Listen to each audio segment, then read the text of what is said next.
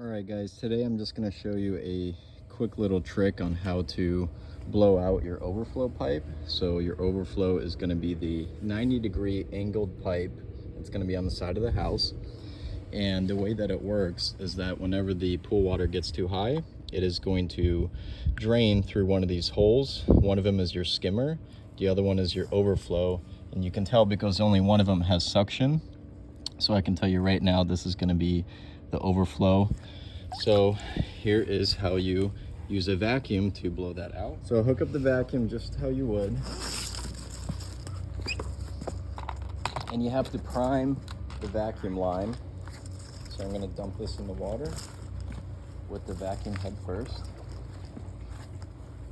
And I'm just going to feed the line from one end to the other until the whole tubing is filled up with water.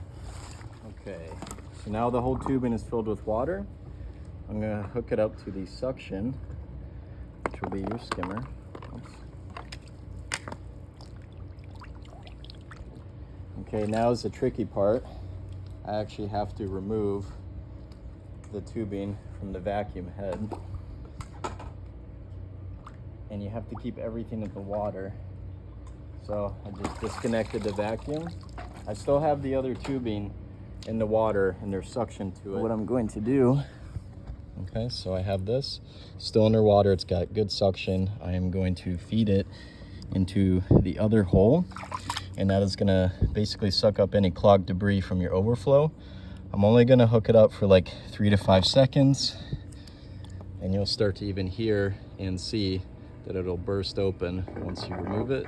I'm gonna pull it out. Yep, all that is starting to burst out. Okay, you can do it 2 or 3 times for 3 to 5 seconds. So I'm gonna hold it